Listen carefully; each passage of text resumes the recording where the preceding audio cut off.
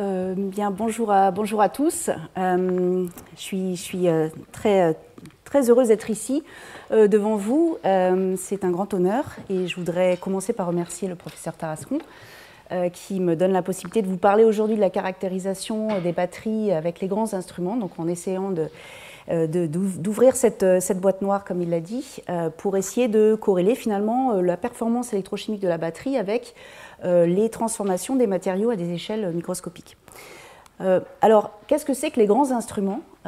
Donc, les grands instruments, ce sont des outils qui permettent de sonder la matière avec des sondes différentes. Ça peut être des faisceaux de plein de choses, des électrons, des photons, des protons, des ions, des lasers, des champs magnétiques intenses aussi font partie de cette classification sous le label grands instruments. Donc, ce sont des grandes infrastructures de recherche qui ont pour vocation de servir une communauté d'utilisateurs dans l'académie et dans l'industrie. Donc, on ne peut pas avoir un synchrotron dans son laboratoire, a priori, mais on peut accéder à ces grands instruments de recherche, nous les chercheurs, en faisant des propositions d'expérience qui sont soumises, qui sont évaluées par des panels d'experts. Et puis ensuite, on peut avoir accès à ces grands instruments. La typologie commune, c'est d'avoir des utilisateurs qui vont venir faire des expériences ponctuellement sur ces grands instruments. Alors, toutes ces modalités qui sont sur cette diapo sont très utiles dans l'étude des batteries. Je ne vais pas du tout parler de tout aujourd'hui. Je vais me focaliser sur un grand instrument particulier qui est le synchrotron. Et puis, je ferai une petite incursion côté neutrons également. Donc, en France, on a deux synchrotrons. Le synchrotron national qui s'appelle Soleil, qui n'est pas très loin d'ici, et puis le synchrotron européen, qui s'appelle le SRF, qui est à Grenoble. Et on a aussi à Grenoble le réacteur de recherche européen, l'ILL. Voilà, une fois que j'ai un peu refocalisé mon propos aujourd'hui, ce que je vais faire, c'est que je vais vous montrer en quoi ces techniques synchrotrons, elles sont vraiment utiles pour l'étude des batteries.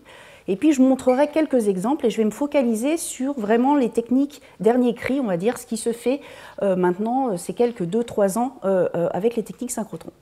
Je terminerai par une petite vision sur l'avenir. Alors, je commence par une incursion assez brève, mais dans l'histoire. Donc, les rayons X, ça ne date pas d'hier, hein, évidemment. Les rayons X, c'est une onde électromagnétique qui sont entre les ultraviolets et les rayons gamma, avec des longueurs d'onde qui sont très pratiques parce qu'elles permettent d'étudier la matière. En 1912, il y a eu une découverte très importante, le premier cliché de diffraction qui a été pris par von Laue.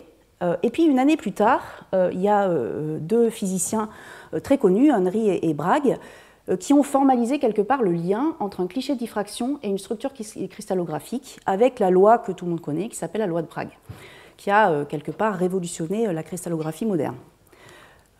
Donc, quand on fait une expérience avec des rayons X, on a un matériau ou un système qu'on veut étudier qui va recevoir un flux de rayons X et on va mesurer un signal qui va être le produit des interactions entre les rayons X, les photons, et la matière.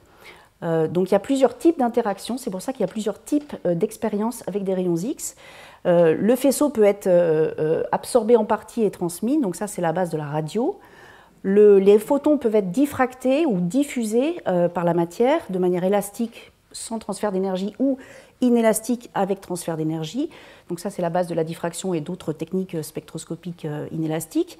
Et puis le faisceau, les photons vont exciter la matière et donc il peut y avoir émission de rayons secondaires qui peuvent être des photons ou des électrons. Et donc ça, c'est la base de la spectroscopie. Donc en fait, on a trois grandes familles de techniques avec les rayons X.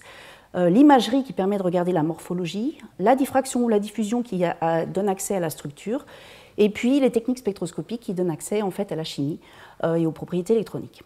Alors toutes ces techniques, elles ont d'abord été développées dans les labos, mais en 1947, il y a eu une découverte très importante qui a un petit peu changé la donne en fait dans cette science, avec la première observation de la lumière synchrotron aux États-Unis, puis le développement des premiers synchrotrons dans les années 60. Alors, un synchrotron, qu'est-ce que c'est? C'est une machine assez complexe dans laquelle on a une source d'électrons. Ces électrons sont accélérés d'abord dans un accélérateur linéaire, puis dans un booster. Ils vont aller de plus en plus vite et devenir quasiment relativistes. Puis ces paquets d'électrons vont être injectés dans ce qu'on appelle un anneau. Alors dans cet anneau, ces paquets d'électrons, ils vont être courbés par des éléments de courbure qui sont des éléments magnétiques. Et à chaque fois qu'un électron tourne, il perd un petit peu de vitesse et il émet cette lumière donc ce rayonnement synchrotron qui est extrêmement directionnel et très intense. Donc ça, c'est le principe de base du fonctionnement d'un synchrotron. Ces dernières années, il y a eu énormément de progrès au niveau de la source elle-même, donc de la technologie de l'accélérateur, en fait, de la partie centrale de l'anneau, qui a permis finalement d'obtenir des faisceaux d'électrons qui sont beaucoup moins larges et donc de réduire ce qu'on appelle l'émittance. Et ça a permis finalement d'augmenter considérablement les caractéristiques du faisceau synchrotron. Donc sur ce graphe ici, vous voyez la brillance du faisceau, c'est-à-dire le nombre de photons par seconde, par angle solide, etc. Et en fonction du temps, donc les sources de rayons X, elles n'ont pas tellement évolué.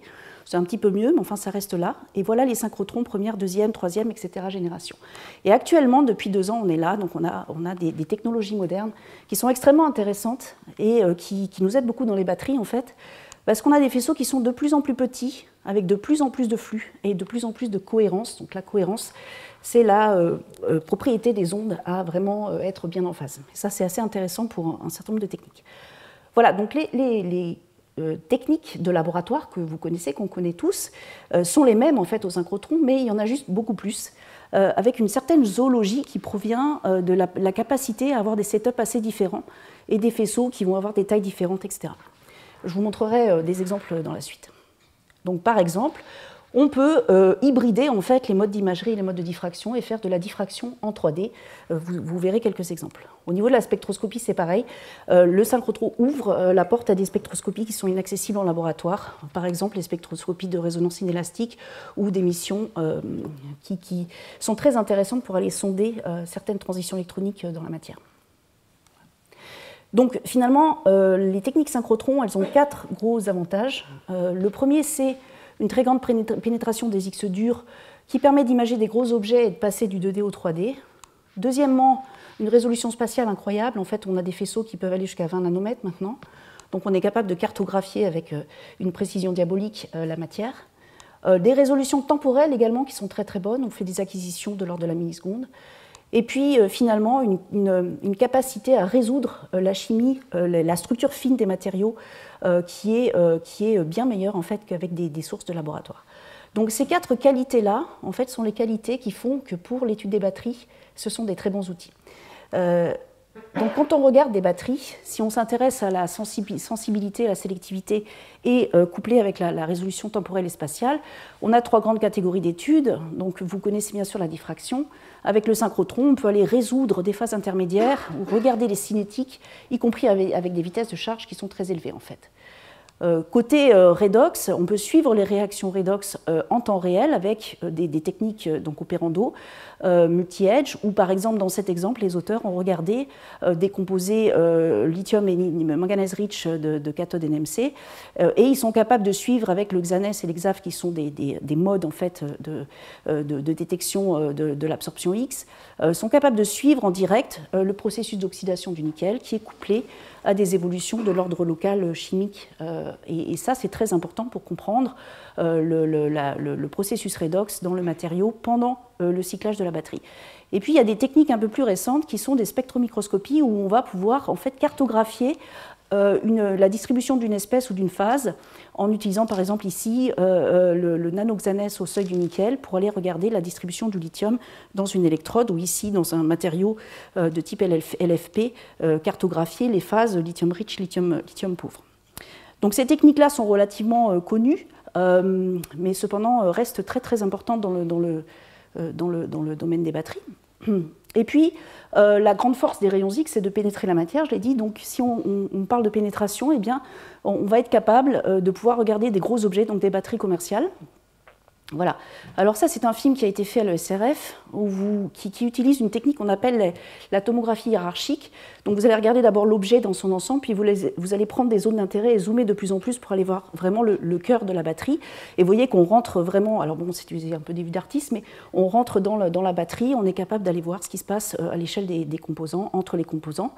En parallèle de ça, on peut faire ce genre de mesures avec des résolutions temporelles qui sont très très bonnes et mesurer en fait dans une batterie commerciale également les phénomènes normalement thermiques, par exemple avec des flashs, en fait des radios extrêmement rapides qui permettent de regarder tous les dégagements, le processus fin de l'explosion.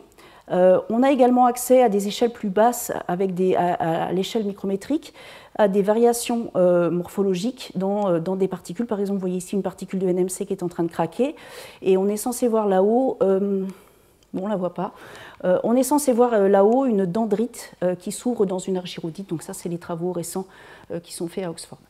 Voilà, donc ces exemples, c'est pour vous montrer en fait la diversité des techniques et à quoi ça sert dans les batteries. Je dirais que la tendance actuelle, c'est également de comprendre qu'une seule technique ne suffira pas, en fait, et qu'il faut coupler la compréhension de la structure, de la chimie et de la morphologie dans les systèmes. Donc ça veut dire combiner des techniques. Donc là, j'ai pris quelques exemples de la littérature, il y en a beaucoup. Ce travail, par exemple, du groupe de Hongli, donc où ils préparent, ils essayent de stabiliser le LCO à haut potentiel en ajoutant des dopants. Donc ils ont des bons résultats au niveau de l'électrochimie. Et pour comprendre le mécanisme de manière fine, dans ce papier, ils ont combiné 3 techniques synchrotrons opérando ou in situ. Donc la diffraction pour aller regarder la structure et les évolutions, les transitions de phase pendant les réactions, de la tomographie 3D pour regarder la distribution élémentaire, notamment des dopants, des traces de dopants dans les particules, et puis une technique de surface, de spectroscopie X, pour aller regarder les mécanismes aux interfaces, et notamment le changement dans la composition et la morphologie de la CEI liée à l'utilisation de ces dopants. Voilà, donc le message ici, c'est que c'est très compliqué, en fait, ces processus, évidemment, et qu'il faut combiner ces 3 techniques pour vraiment arriver à une compréhension globale de l'apport, en l'occurrence, de ces dopants dans ce système. Alors, beaucoup d'équipes combinent les techniques X avec d'autres techniques. Donc ça, c'est un papier du groupe de Jean-Marie qui montre que c'est très bien de faire du synchrotron, mais qu'il faut toujours bien penser à analyser finement l'électrochimie. Donc ça, c'est aussi un message. Les techniques synchrotron sans une analyse de l'électrochimie, quand on fait de l'opérando, ben c'est assez limité. Et puis ça, c'est un autre exemple qui est intéressant parce que les techniques synchrotron qui permettent d'accéder à l'ordre chimique local, comme la PDF ou l'EXAFS, sont très bien complémentées par des techniques de laboratoire, comme la RMN, qui permettent d'avoir des informations complémentaires. Voilà, donc une dernière chose que je voulais dire dans cette introduction, c'est qu'il y a une petite tendance ces dernières années à faire ce qu'on appelle le multimodal et des multitechniques et de la corrélation. Donc là, c'est 2 papiers assez intéressants les deux, ici sur des cellules commerciales qui sont prises d'un pack automobile, où les gens se sont posé la question du vieillissement, de savoir que si ça vieillissait différemment suivant la localisation de la cellule dans le pack.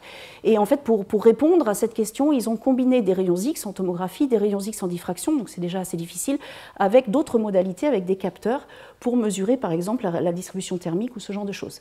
L'exemple d'à côté, ce sont des gens qui ont instrumentalisé des putsch de labo lithium-soufre avec toutes sortes de capteurs pour mesurer la pression, la température, etc.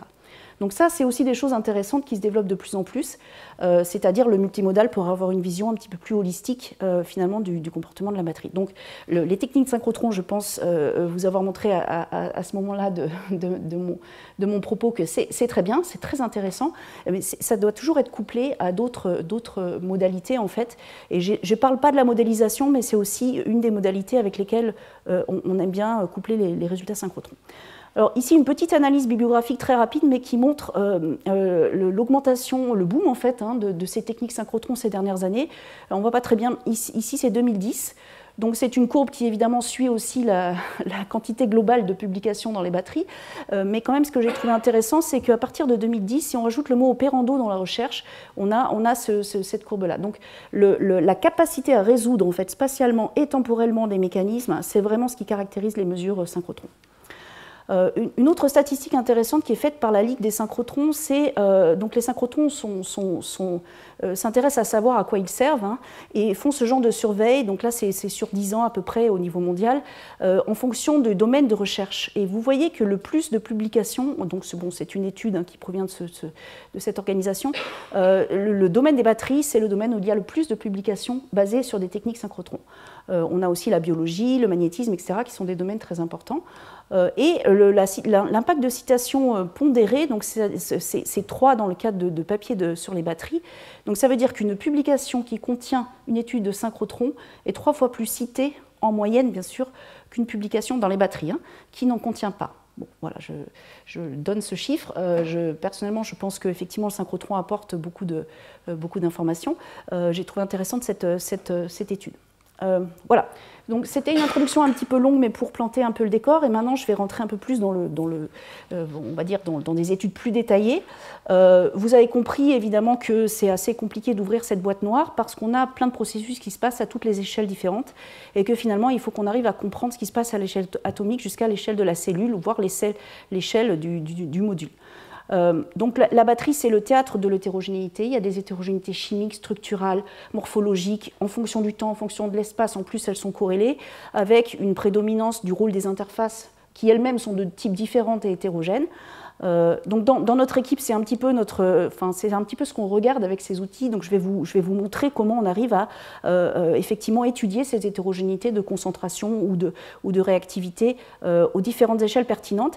Alors je ne vais pas tellement traiter de l'échelle atomique qui est peut-être l'échelle qui intéresserait le plus le professeur Tarascon, mais je vais aller traiter des échelles supérieures, les échelles jusqu'à l'échelle de l'objet, en fait, de la batterie elle-même.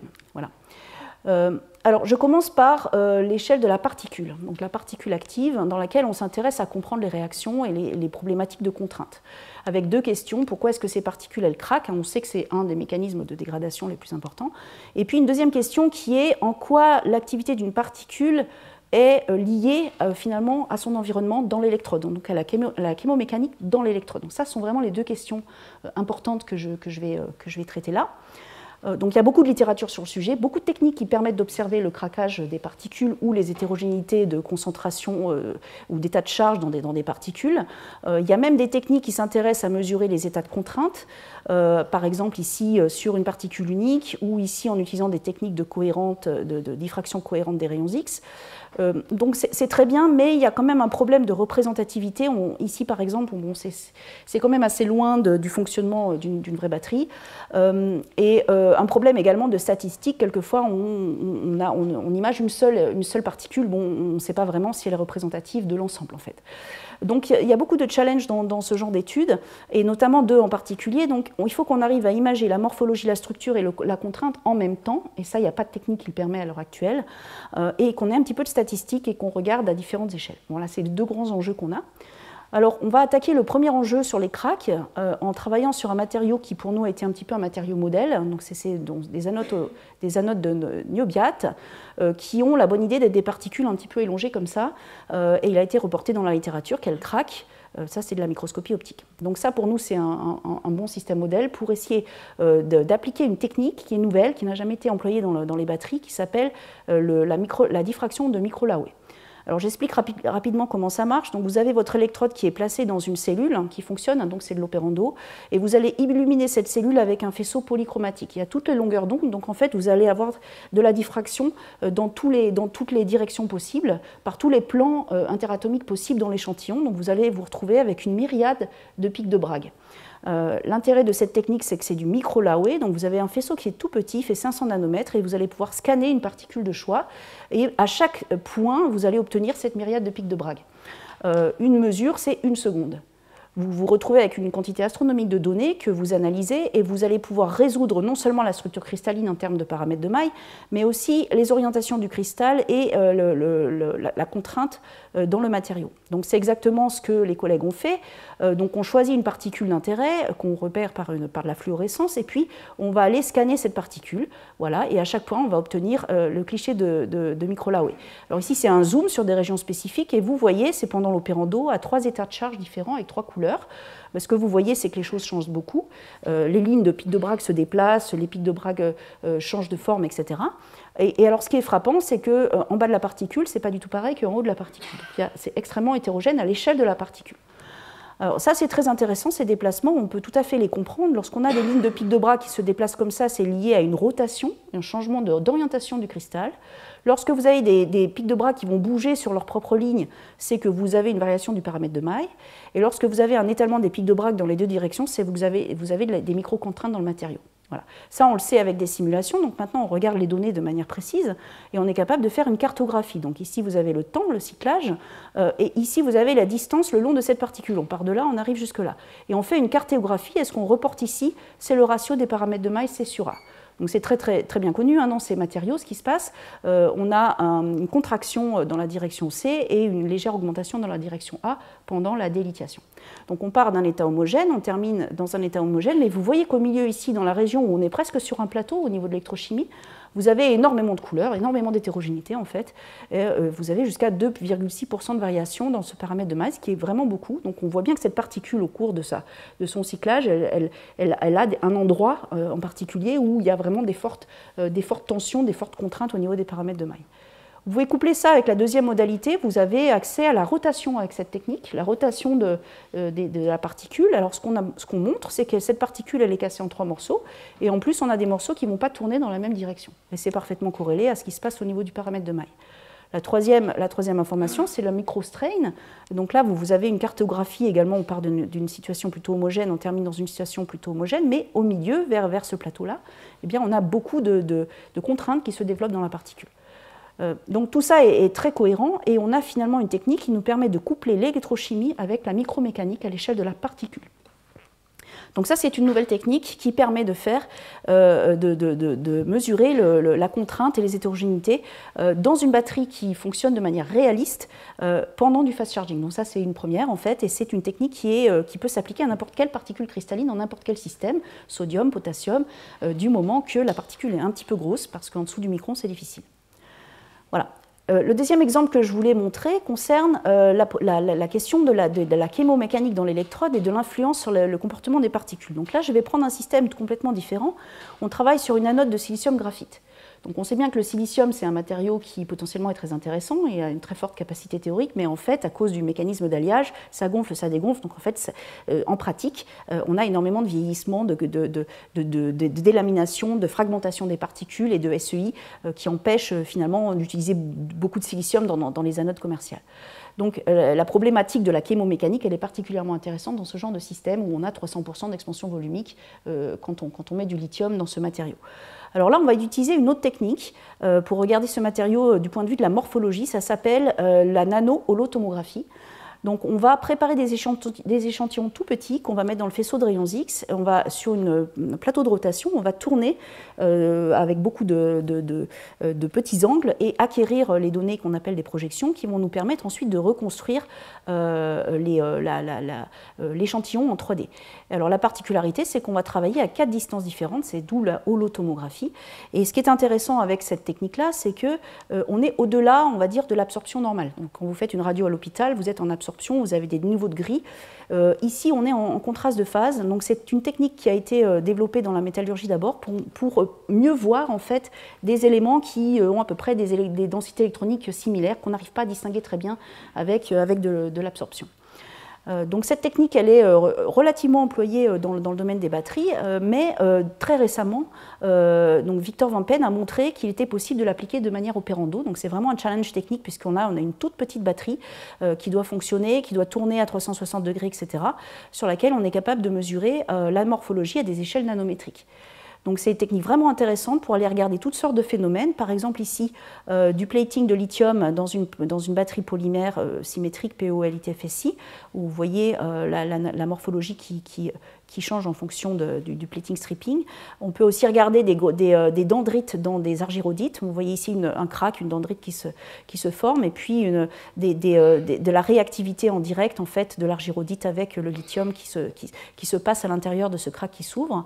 On peut aussi regarder la nucléation et la croissance de dendrites de lithium sur un collecteur. Et vous avez ici une vision 3D de la structure du lithium avec une résolution extrêmement bonne.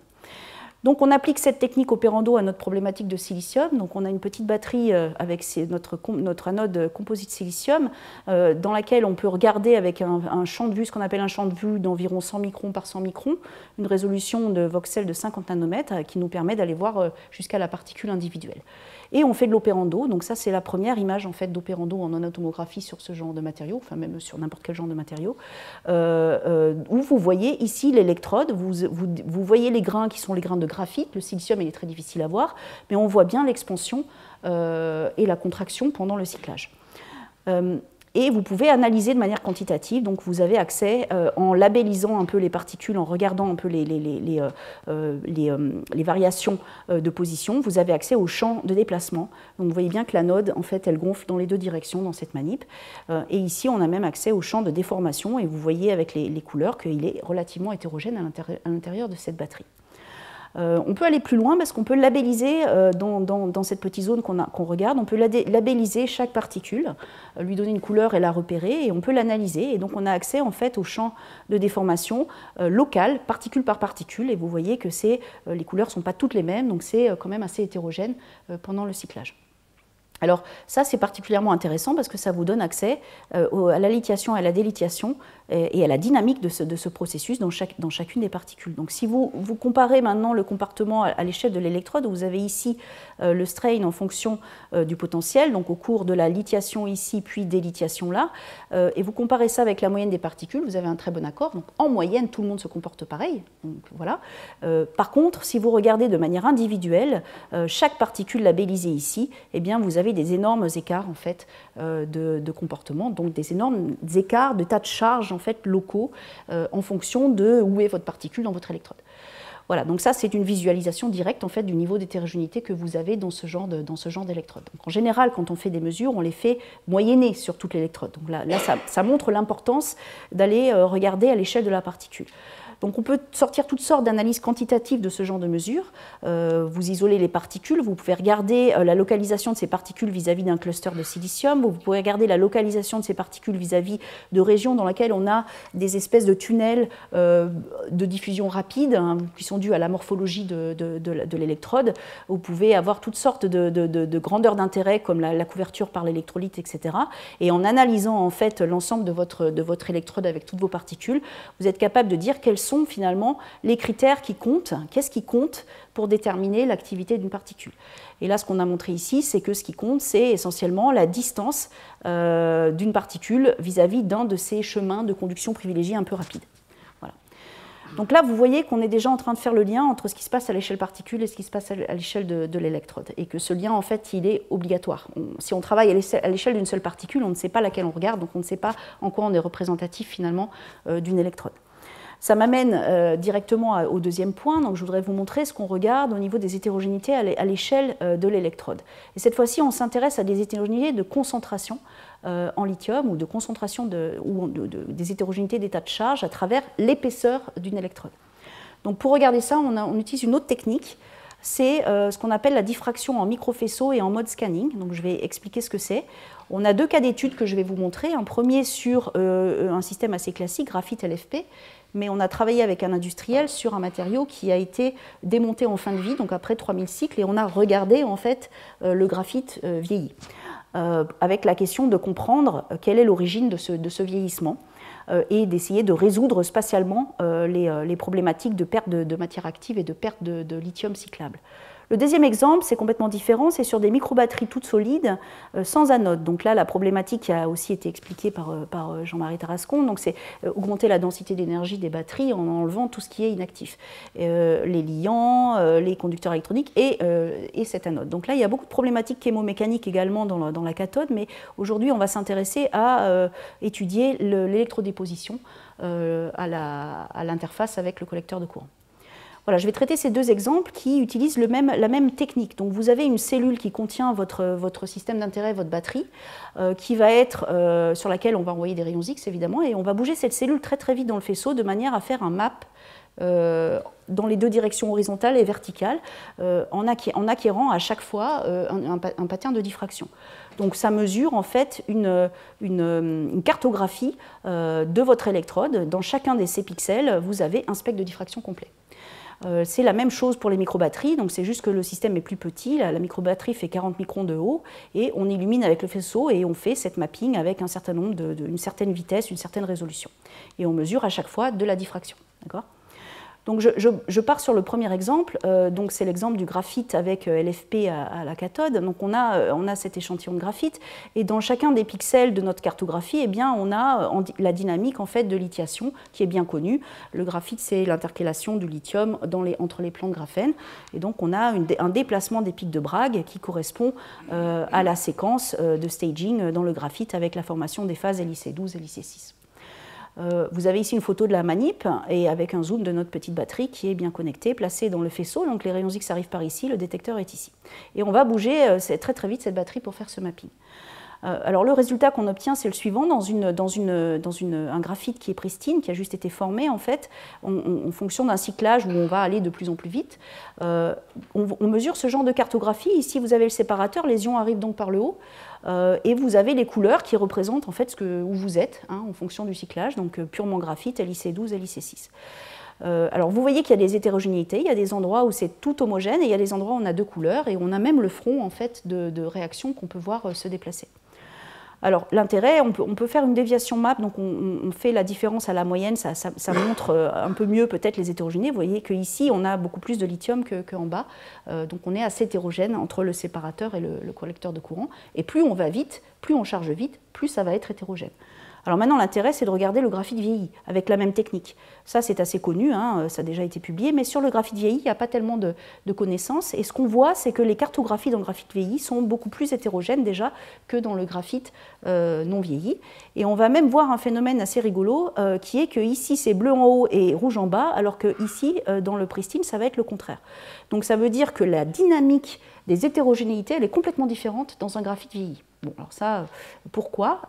Pour aller plus loin, on a regardé un peu plus précisément dans chaque pixel les évolutions de ces pics et on a découvert qu'on avait une partie du graphite qui était inactif. Alors soit il est mort, c'est-à-dire que c'est des pixels où il n'y a rien qui bouge, ou une partie du pixel, il y a des pics qui ne bougent pas, ce graphite ne fonctionne plus, ou alors il est très lent. Donc il peut être réactivé, mais il est vraiment très lent. Quand on fait une cartographie, on a une distribution de cette inactivité qui va non seulement être hétérogène en concentration, on a du graphite inactif, mais on a aussi du stage 3, 2 ou 1 qui est inactif. Et puis on a une cartographie globale avec une distribution dans l'espace qui est clairement hétérogène, avec beaucoup plus de graphite hétérogène qui se trouve côté séparateur. De graphite inactif, pardon, qui se trouve côté séparateur. Et ça, c'est parfaitement corrélé aux maps dynamiques que je viens juste de vous montrer, qui regardent plutôt les hétérogénéités réactionnelles, hein, liées au plateau, en fait, dans la forme du potentiel du graphite. Donc ça, c'est vraiment très intéressant, parce qu'avec ce genre de mesures, on a un scénario, en fait, pour comprendre ce qui se passe dans ce graphite. Effectivement, on a une couche supérieure à l'interface avec le séparateur qui est inactivée, et des dynamiques de lithiation qui sont complètement différentes du fait de la présence de cette couche dont on pense qu'elle vient d'un travail de cette partie-là qui a été trop important puisque les ions arrivent toujours de ce côté-là et donc un vieillissement accru de ce côté-là. On a confirmé avec des mesures de nanotomographie, donc la même technique dont j'ai parlé avant, dans laquelle on voit ici l'échantillon vieilli. Donc au passage, vous voyez que les grains ont vraiment changé et sont recouverts d'une couche de SEI. Et ici, on plotte la connectivité en fait à travers l'électrode. Donc quand on est dans une électrode relativement jeune, eh bien, tout le monde est bien connecté. Donc on voit bien que les chemins de diffusion ionique vont être corrects, on va dire. Par contre, dans l'électrode vieillie, ben, c'est bien connecté en bas, hein, ici. Mais là, ça commence à être très très mal connecté. Donc c'est tout à fait en accord avec l'hypothèse provenant de la microdiffraction. L'étape d'après, c'est d'étudier particule par particule dans le même esprit que ce que je vous ai montré avant, hein, sur le silicium. Vous voyez qu'on est capable d'imager particule par particule, la particule elle-même, et puis ça, c'est la SEI à la fois à l'intérieur et autour de cette particule de silicium. Voilà. Le deuxième exemple avec la même technique concerne ces microbatteries. Donc, ce sont des microbatteries qui sont constituées de LCO avec du lipon, qui sont fabriquées au CEA-Leti, qui ont fabriqué une dizaine de ces microbatteries comme ça sur un chip et on les a illuminées avec le faisceau synchrotron. On fait d'abord une radio en fait, d'une de ces batteries qui a très bien marché, puis on voit qu'on a bien l'architecture qu'on pense. Et comme on fait de la diffraction en mapping, on a en fait dans chacun des pixels un spectre de diffraction. Donc là, on s'intéresse au titane et on regarde l'array 1,00 du titane et on la colorie en fait, et on a ici l'évolution pendant le cyclage de ce titane. Donc ce que vous voyez, ben, c'est que ça respire en fait, hein, donc le titane il monte et il descend. Alors il monte et il descend, pourquoi? Parce qu'on est en train d'électrodéposer du lithium et ensuite de le dissoudre. D'accord ? Donc maintenant, puisque j'ai tout le spectre de diffraction, je peux regarder le pic du lithium si j'ai envie et avoir la même analyse avec le pic du lithium. Donc vous voyez ici le pic, la 1,10 du lithium, on la regarde en temps réel et voilà ce qu'on voit. Donc vous remarquez qu'en dessous du titane, on est bien en train de former, on a l'impression qu'on forme des colonnes en fait, de lithium qui est en train de se déposer et ensuite de se dissoudre. Donc on a accès à la dynamique en temps réel de l'électrodéposition du lithium avec cette technique. Alors vous remarquerez aussi qu'on a l'impression qu'il y a des colonnes et puis entre les deux, il y a du noir.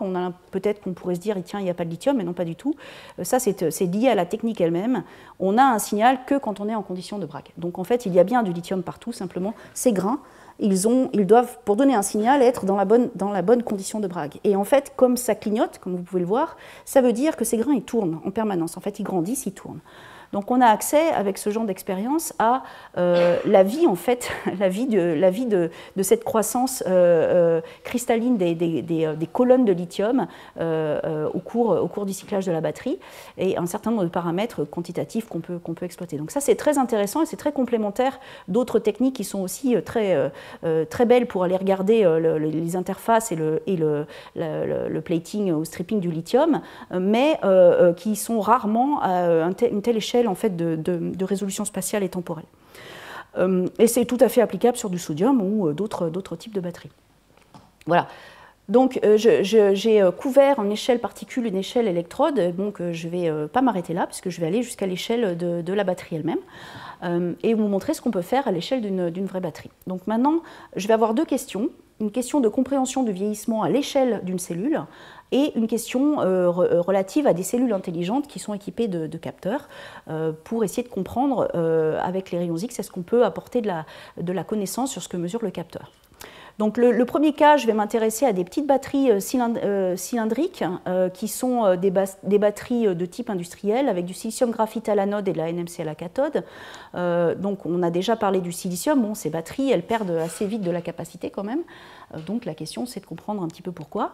Et puis le deuxième exemple, eh bien, c'est un exemple en collaboration avec le groupe de Jean-Marie, où on a travaillé sur une cellule souple au sodium qui était équipée d'une des fibres optiques sensibles permettant de faire des mesures infrarouges.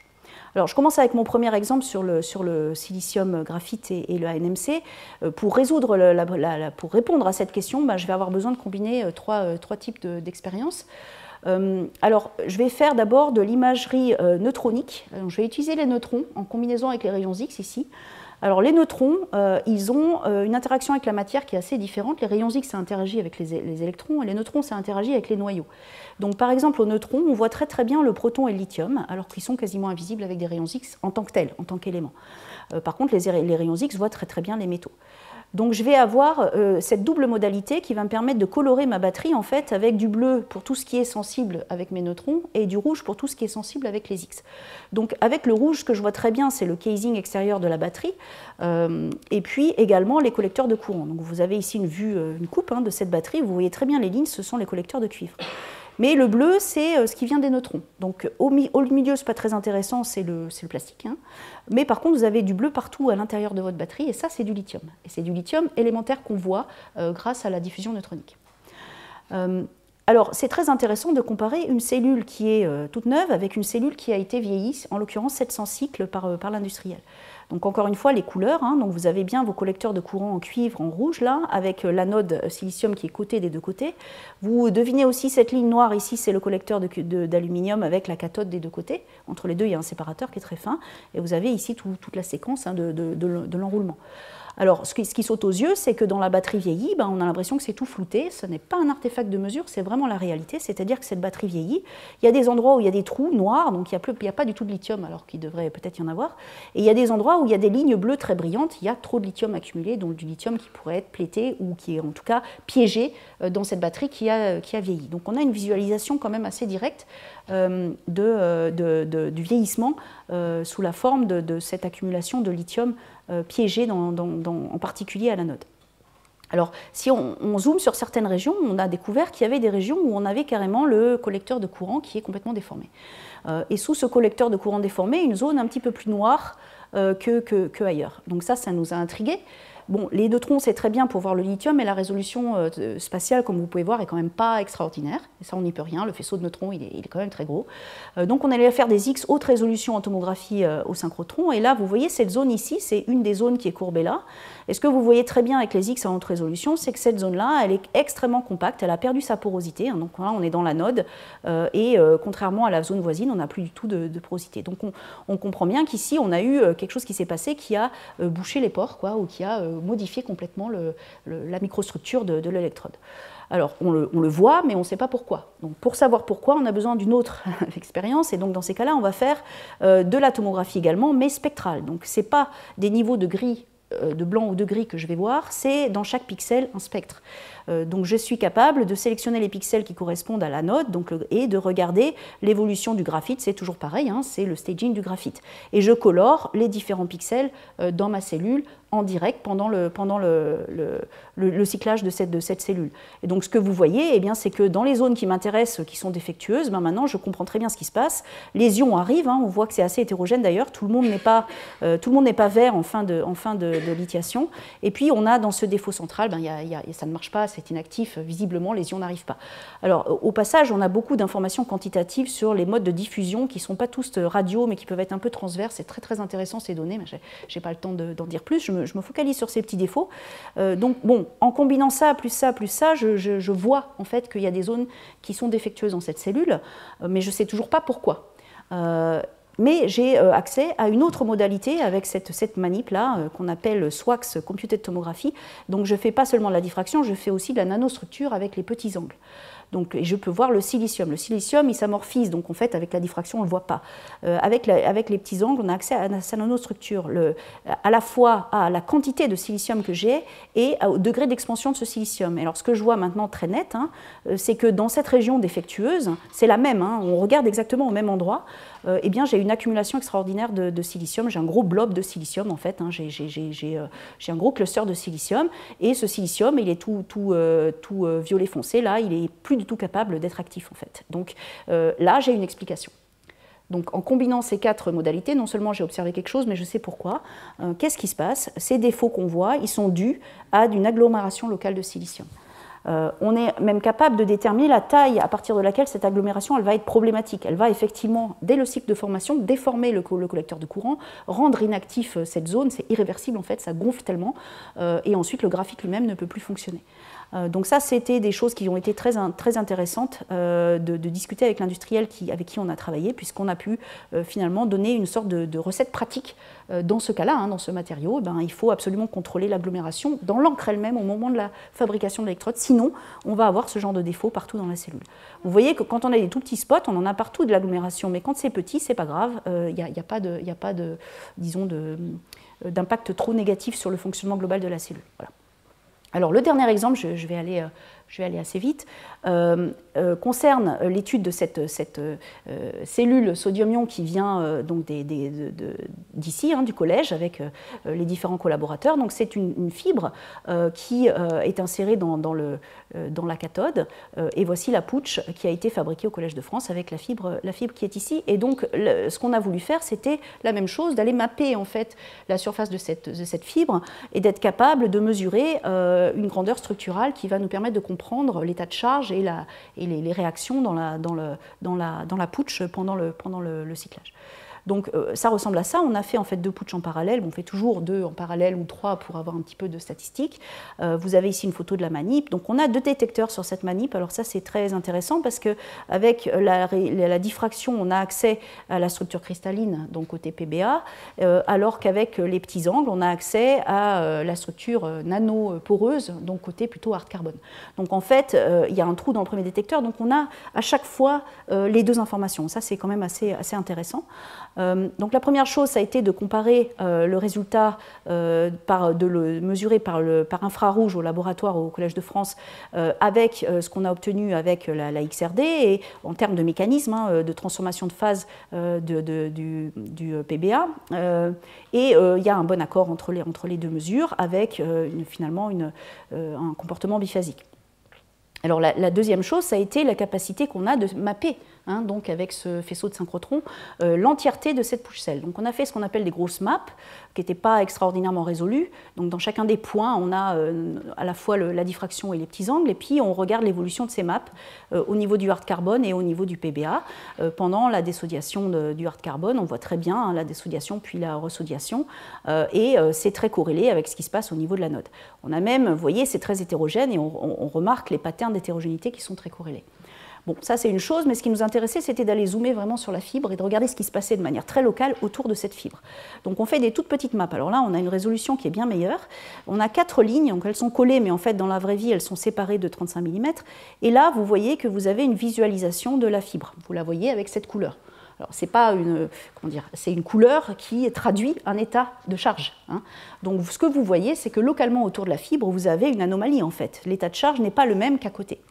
On peut comprendre ça en plotant des grandeurs, donc des ratios de pic qui vont finalement être, qui vont donner l'état de charge hein, en fonction du temps donc pendant le cyclage. Et vous avez des courbes qui représentent la moyenne des grosses maps et des petites maps en bleu et en rouge. Et puis la courbe verte ici, ben, c'est ce qui se passe autour de la fibre. Donc vous voyez que vous avez un petit décrochage et que la fibre, elle surestime en fait toujours l'état de charge. Et en fait, il y a un délai cinétique d'à peu près 20% si on estime avec cette courbe-là. Alors la mesure synchrotron, elle est intéressante dans ce système parce qu'on peut en fait construire une fibre virtuelle. On a des pixels, on les assemble comme on veut, on fait des lignes comme ça, et puis on peut regarder ce qui se passe dans chaque endroit de cette pouche, qui est intrinsèquement relativement hétérogène. Alors c'est peut-être lié à la pression qui était appliquée, etc. Et ce qui est intéressant, c'est de regarder que quand on va s'écarter de cette fibre, quand on est à 50 microns de cette fibre, hein, on a un comportement qui redevient en moyenne le même que celui de la cellule. Voilà, donc le message ici, c'est que l'électrode est très hétérogène, et donc prendre en compte ces hétérogénéités, ben, c'est très important en fait pour savoir ce que l'on mesure avec des capteurs que l'on met dans les cellules. Voilà. Je vais récapituler ce que je vous ai montré. J'ai montré beaucoup d'exemples, je suis allée assez vite sur chacun des exemples, mais c'était vraiment pour illustrer la variété des techniques qu'on peut mettre en place en fait, au synchrotron, à toutes les échelles pour regarder des propriétés qui peuvent être structurales, chimiques, morphologiques.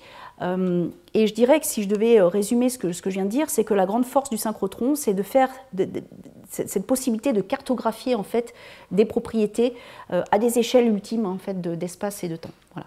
Ça, c'est vraiment ce qu'on fait au synchrotron. Je rajouterais que pour l'avenir, je vous ai montré cet exemple, il est assez emblématique.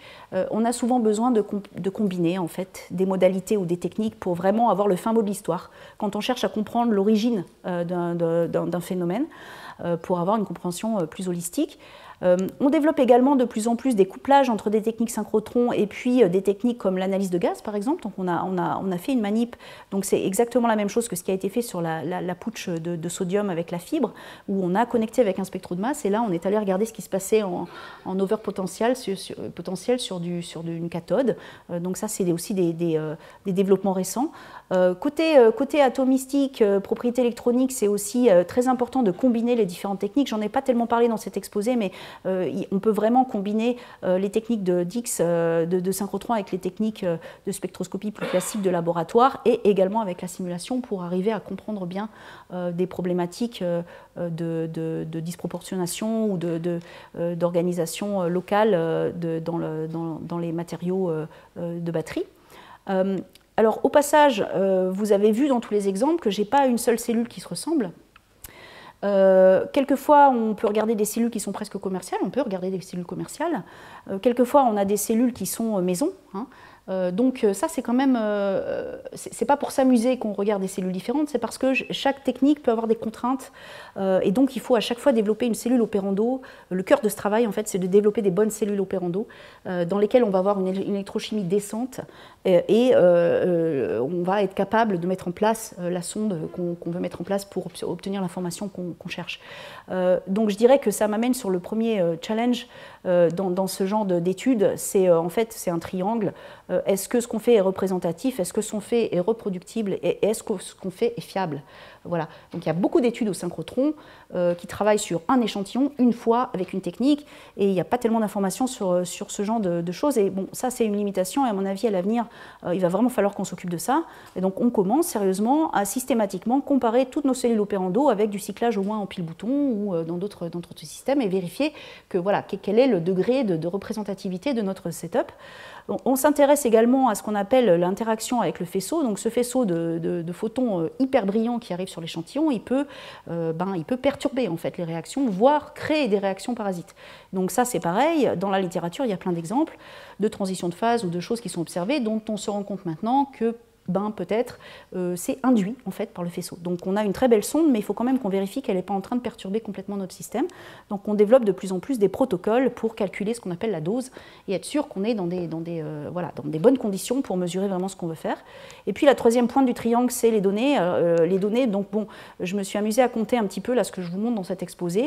C'est à peu près 5 terabytes, peut-être plus ou moins 2, de données. Donc, en fait, on accumule énormément de données. Donc c'est 30 jours de temps plein de faisceaux qui se sont étalés sur 3 ans et on met à peu près une année en fait, pour analyser une expérience. Donc voilà, ça c'est clairement un goulet d'étranglement sur ce genre de technique et on a vraiment besoin d'infrastructures pour les données, pour les stocker, pour les acquérir, pour les visualiser et je fais juste une petite conclusion là, c'est que de plus en plus évidemment on a besoin d'utiliser des outils d'intelligence artificielle justement pour traiter cette masse de données. Donc ça c'est aussi un challenge dans cette science des rayons X maintenant, c'est d'incorporer l'automatisation et l'intelligence artificielle.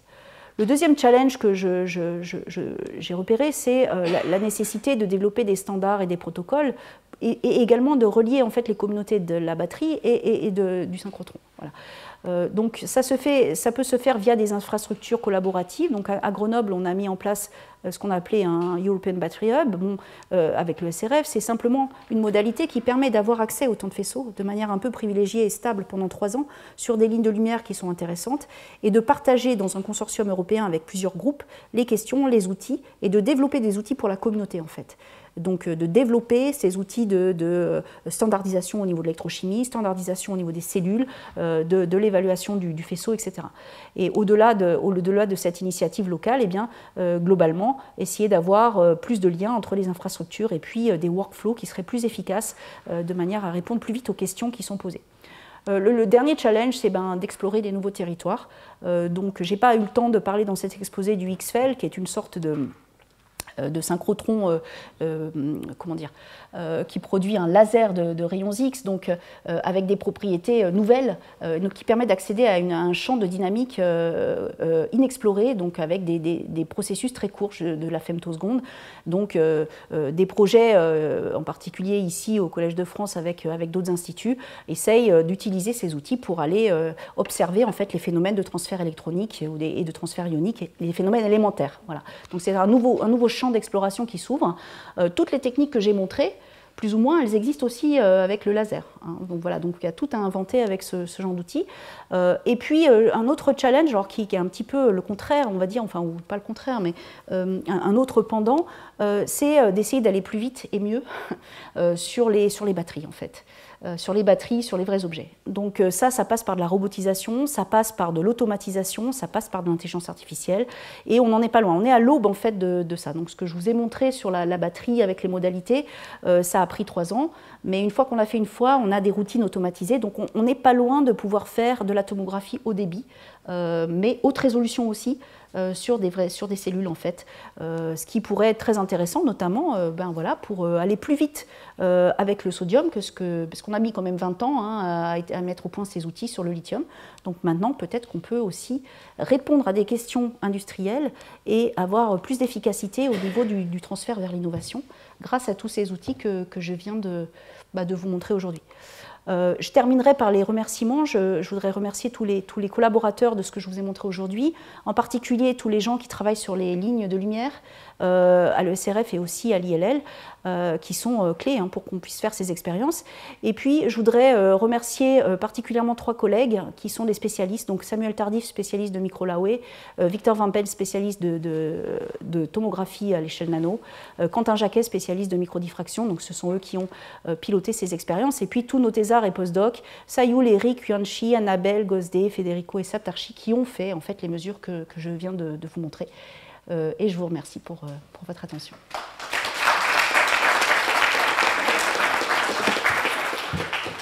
Merci à tous, merci à Jean-Marie et professeur Tarascon de nous avoir invités et de me offrir l'honneur de clôturer ces cours, cette année de cours. Alors je me sens un peu inopportun par rapport à tout ce que j'ai entendu aujourd'hui, parce que je vais être extrêmement moins scientifique que mes prédécesseurs, même si j'essayais de glisser un peu de choses pour montrer que je sais à peu près de quoi je parle. Donc, je m'appelle Hervé Boeuf, je suis le CEO de Tiamat en effet, et ce dont je vais vous parler aujourd'hui, c'est comment on boucle la boucle entre une technologie qui à un moment donné est inventée, découverte par une partie des gens qui sont dans la salle, et ensuite commercialisée, parce qu'un produit a beau être génial, il n'est génial que s'il a un marché et que s'il répond à un besoin. Et aussi comment on passe finalement d'un concept à une cellule qui doit répondre à un certain nombre de critères industriels, dont la cyclabilité, le vieillissement, mais aussi le coût et le coût d'usage, donc toutes ces choses-là qui sont nécessaires, ainsi que l'industrialisation, qui est aussi un challenge en soi, notamment quand on est dans une zone géographique qui ne possède pas trop de savoir-faire dans le domaine. Donc on vient, je pense que c'est un secret pour personne, de la grande recherche française, donc notamment le CNRS et d'ailleurs le CEA. Le groupe de chercheurs que vous voyez là, vous en connaissez une partie, j'imagine, dans les années 2010, un certain nombre de travaux sur le sodium-ion et notamment le NVPF versus HC. Et puis en 2017, Tiamat a été créé comme une start-up finalement privée, puisque les industriels ne montraient pas un grand intérêt dans cette technologie-là, le sodium dans un premier temps, et notamment ce couple NVPF-HC qui a une densité d'énergie qui est relativement beaucoup plus faible finalement que les technologies mainstream à l'époque, dont l'objectif était de rechercher la densité à tout prix. Et puis nous avons travaillé ça, nous avons récupéré des brevets du CNRS, une licence exclusive, c'est une chance. Et nous continuons à avoir des inputs du CNRS. Et puis depuis 2017, on a beaucoup travaillé sur le combo, les électrolytes. Et puis en 2023, on a eu la plus belle récompense qu'on puisse avoir, puisqu'on a été la première société au monde à commercialiser une batterie sodium-ion dans un ensemble électromécanique. Alors il y a beaucoup de communication, notamment en Asie. Mais aujourd'hui, personne ne peut se targuer de l'avoir fait. Donc nous sommes et serons à jamais la première société à l'avoir fait. Et puis, après, la vie de société nécessite aussi de l'argent. Donc c'est un monde cruel. Donc en 2023, nous avons accueilli au capital Stellantis, Arkema, BDA. Et puis nous sommes en train de clôturer une dernière phase d'augmentation de capital avec notamment un investisseur américain dont je parlais un petit peu plus tard. Et nous sommes maintenant à l'orée, finalement, de construire notre Gigafactory, alors en l'occurrence Megafactory dans un premier temps, pour satisfaire nos premiers volumes commerciaux que nous avons conclus. Donc notre objectif à nous, c'est d'être le leader dans le monde des sodium batteries, et en particulier dans les applications de puissance. Ça, c'est vachement important, c'est très spécifique. Alors voilà ma prétendue science, mais je voulais un graphe qui ressemble un peu à ce que vous avez montré, même si c'est extrêmement vulgarisé, pardon.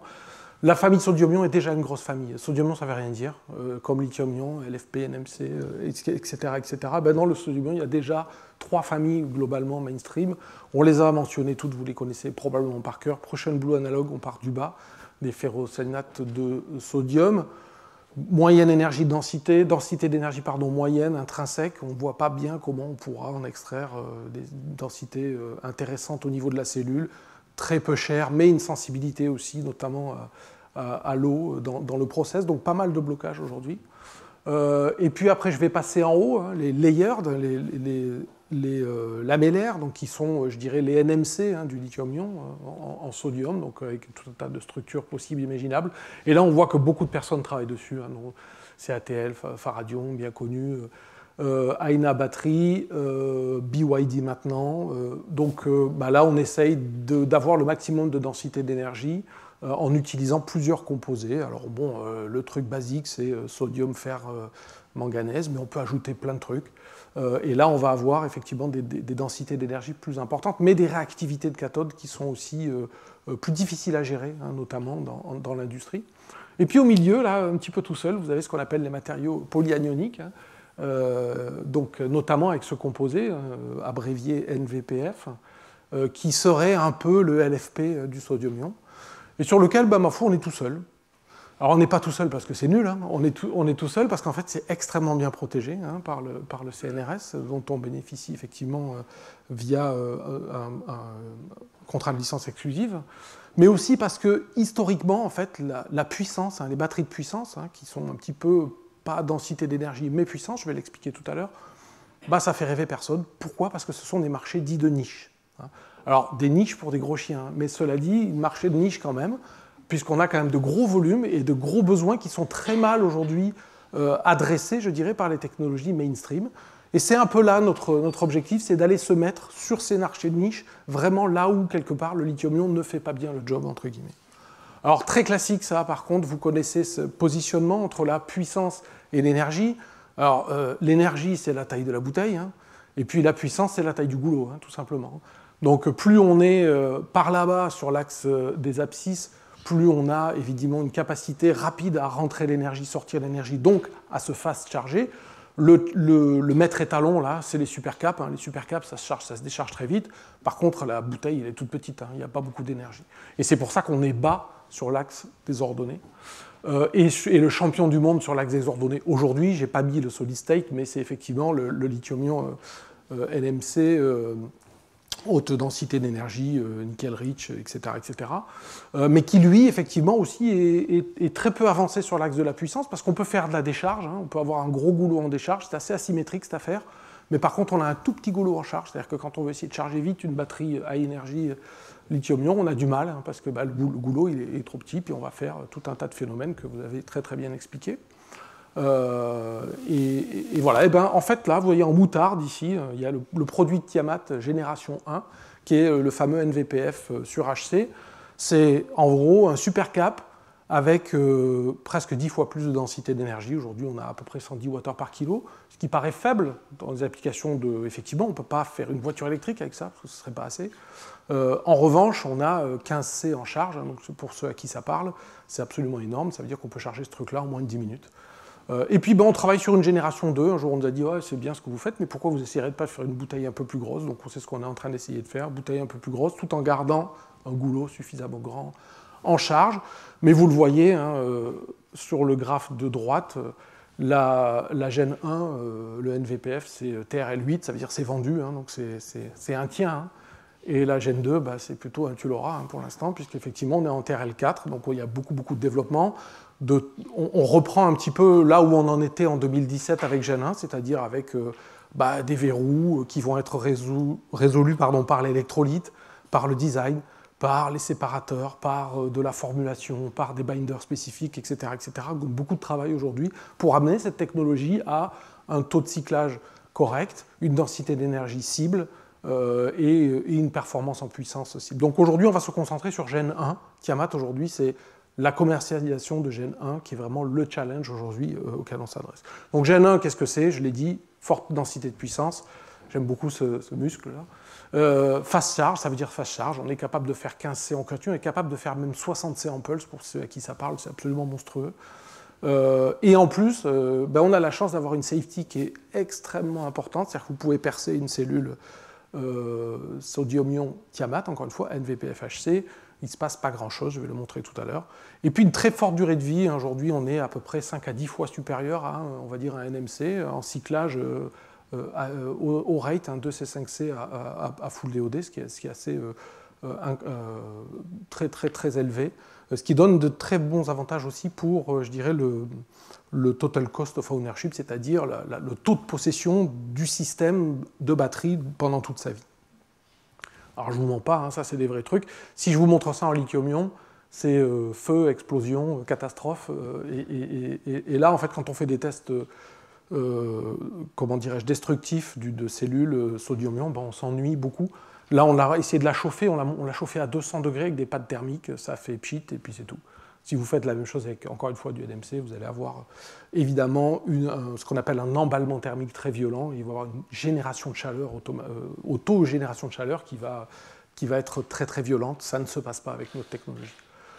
Ça, c'est des cyclages. Je vous l'ai dit, 10 000 cycles, c'est bien. Mais c'est surtout ce qui est remarquable, c'est que si vous la mettez à 55 degrés Celsius, Si vous la mettez à 55 degrés Celsius, eh bien, certes, vous réduisez le nombre de cycles, mais vous en faites encore 2500 cycles.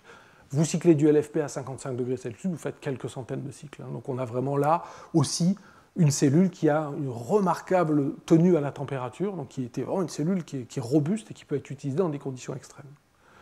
Alors ça, bon, c'est pour ceux à qui ça parle, c'est les graphes de temps de charge en fonction du C-rate. Moi, ça ne me parle pas beaucoup, donc je le passe. Et en fait, ça sert à quoi ce truc-là? C'est vachement important de se dire à quoi ça sert. Ça sert principalement à des applications dites industrielles, dans un premier temps, et puis des applications dites de mobilité dans un deuxième temps. Donc, industriel dans un premier temps, mobilité dans un deuxième temps. Qu'est-ce qu'on fait en industriel? On a mis l'outillage électroportatif dedans. On a mis aussi en haut, vous voyez, des beaux containers. Alors, c'est pas très sexy dans les soirées de raconter ce qu'on fait quand on fait des containers remplis de cellules, mais en fait, c'est vachement important. Pourquoi est-ce que c'est pas le stockage du photovoltaïque ou de l'éolien qui nécessite de la densité d'énergie? Nous, ce qu'on fait, non. C'est plutôt ce qu'on appelle les UPS, ce sont des dispositifs de protection de l'aval, c'est-à-dire vous avez une coupure de courant, vous ne voulez pas que, par exemple, votre data center, centre de stockage de données, sur lequel il y a tout ce qu'on est en train de vous montrer là, se coupe, parce que sinon on n'a plus Instagram, TikTok, nos infos, nos machins. Donc on protège tous ces trucs-là par des batteries. Et il faut évidemment que ces batteries soient très rapides à se mettre en œuvre dès qu'elles sentent une coupure de courant. Et ça, c'est vraiment le marché pour nous dans les applications industrielles. Je vais y venir. La mobilité, ce n'est pas mettre des batteries pour faire une traction, je l'ai dit tout à l'heure, génération 1, 110 Wh par kilo, vous remplacez les batteries d'une Tesla par le sodium-ion NVPF, vous ne faites pas 500 km, vous faites 250 km, donc intérêt relativement limité. Par contre, vous pouvez charger en 10 minutes, mais il faut beaucoup de puissance. Non, c'est tout ce qui est hybridation, c'est-à-dire accompagnement d'une source primaire d'énergie. Vous avez un moteur thermique, dans l'accélération, vous avez à côté un moteur électrique qui aide et qui fait qu'on ne consomme quasiment pas de carburant, puisqu'on va utiliser le carburant pour le mode, je dirais, de roulage, mais aussi l'hydrogène. Bon, on sait qu'il y a un petit problème de rendement sur les piles à combustible, mais elles ont quand même besoin, effectivement, d'un pack de batterie pour faire la puissance, parce que le pile à combustible, ça a vraiment un tout petit goulot, si je peux me référer à ce que j'ai expliqué tout à l'heure. Donc voilà, je ne résiste pas encore une fois, tant pis pour ceux qui l'ont déjà vu plein de fois, à vous présenter la 8e merveille du monde, donc notre outillage électroportatif chez Dexter. Sachez qu'à partir de la fin de l'année, 100% de la gamme Dexter chez Leroy Merlin ne sera plus lithium-ion, mais sera sodium-ion et sera powered by Tiamat, c'est écrit sur la boîte derrière. L'avantage, on l'a, moi je l'ai, on en a vendu une petite série. En 10 minutes, le truc est chargé, qui n'a pas eu à attendre 1h30 qu'une perceuse ou un truc lithium-ion. Voilà. Et puis, par contre, oui, on ne va pas faire 1000 trous, on va peut-être en faire 800 ou 700, mais qui a besoin de faire 700 trous avec un machin pareil? Pour les professionnels, évidemment, il y aura des accus changeables et autres. Donc voilà un peu une application où il a fallu se creuser la tête, de se dire, ce produit-là, finalement, quels sont ses débouchés marchés? Voilà un débouché marché absolument remarquable. Alors, c'est notre première entrée sur le marché, c'est petit comme volume, on parle de plusieurs dizaines de kilowattheures annuels, même si en nombre de cellules, l'année prochaine, on va vendre 300 000 cellules pour honorer ce marché-là. En fait, ça n'est pas beaucoup, c'est des petites cellules cylindriques. Et bon, du coup, on a trouvé une deuxième application avec des cellules prismatiques, des grosses cellules prismatiques, que j'ai oublié de prendre, je suis désolé. C'est ce que j'ai dit tout à l'heure, la protection des data centers. Mais pas que, parce que finalement, tout le monde peut faire de la protection de data center, mais avec du plomb acide ou des LFP, parce qu'il faut juste du C-rate en décharge, pour dire, tiens, une coupure de courant, blâme, je balance tout, et puis après, je mets 3 heures à me recharger. Non. Ce qu'on va faire, nous, c'est que non seulement on va faire la protection du data center avec le client avec qui on travaille, mais aussi ce qu'on appelle la régulation de fréquence. Alors, ce graphe est absolument laid, parce que je viens de le faire, figurez-vous, je l'ai fait tout à l'heure. Mais ça montre quoi? C'est un exemple de consommation électrique instantanée. Le temps est l'échelle des abscisses, et puis les mégawatts, je dirais, c'est les ordonnées. Sur un data center, il faudrait, dans un cas tout à fait à droite, que l'abonnement électrique couvre le plus grand des pics de consommation. Et un data center, ça marche comme ça. Vous avez une espèce de truc, et puis il y a des pics des fois, parce que tout le monde veut faire du ChatGPT à un moment donné, on ne sait pas pourquoi, et on ne peut pas le prévoir. Donc il faut le couvrir, et pour le couvrir, en fait, on va utiliser l'UPS Tiamat, on va brancher une certaine capacité sur le grid de ce data center, et l'excédent, on va le faire avec l'UPS Tiamat. C'est-à-dire que l'UPS, il ne va pas juste servir si jamais il y a une coupure de courant un jour ou jamais, il va servir très régulièrement à se décharger pour compenser les coupures de courant parce que l'abonnement grid est moindre. Mais il va falloir qu'il se recharge très vite parce que vous voyez là, ici, le pic, le premier, mais il y en a un juste après, quoi. Donc s'il s'est déchargé et que l'autre pic il arrive et qu'on ne s'est pas connecté sur le grid suffisamment, plus de TikTok. Donc il faut vraiment qu'on ait un temps de recharge très très rapide. Aujourd'hui, on est en train de cycler cette batterie-là à 20C, charge-décharge, continuellement comme ça. Ça va être comme ça qu'elle va travailler. C'est assez remarquable. On a la chance aujourd'hui qu'aucune autre technologie n'est capable de le faire. Et on a vraiment trouvé là une utilisation très spécifique, très niche, mais très tech de cette technologie-là. Et c'est aujourd'hui ce qui nous amène à considérer. Alors, c'était trop simple. Hein. Nos clients, en fait, les cellules, ils s'en fichent.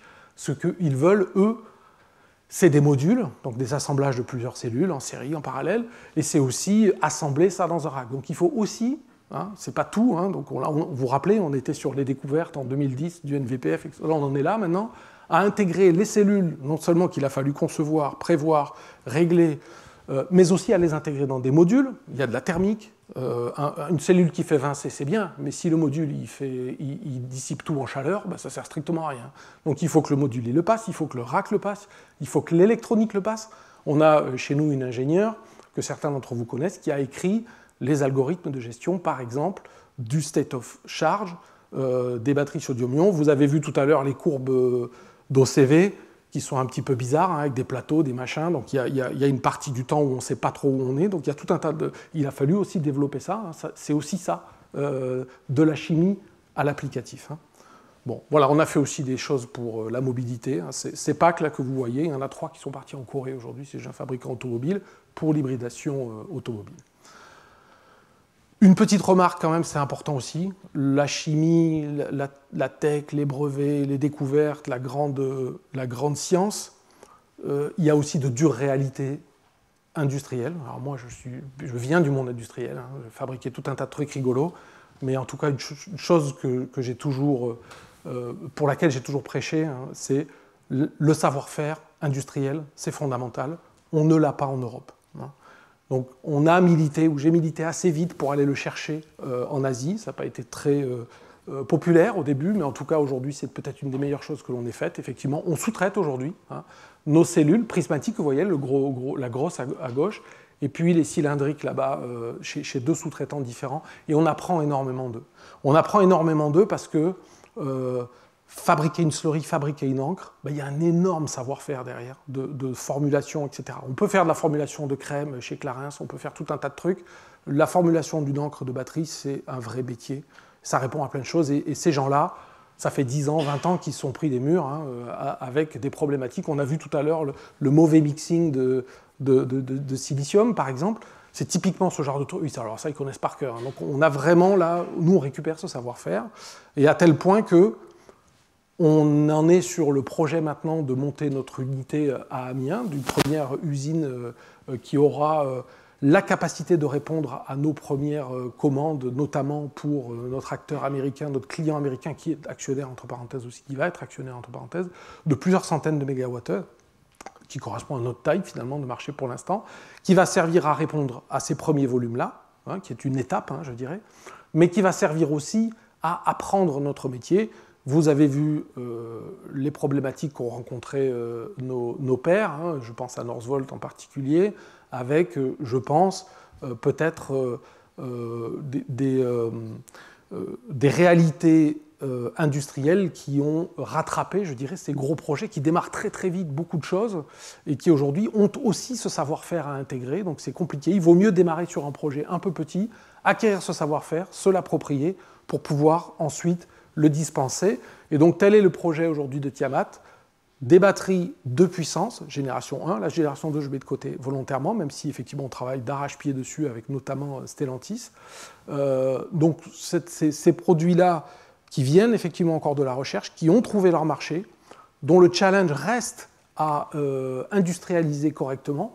Je n'ai pas parlé de supply chain aussi. Hein. Les matériaux, il ne faut pas les synthétiser à l'échelle du gramme au labo. Hein. Non, il faut trouver des chimistes hein, qui les font à l'échelle. On parle ici de plusieurs centaines, voire de milliers de tonnes annuelles.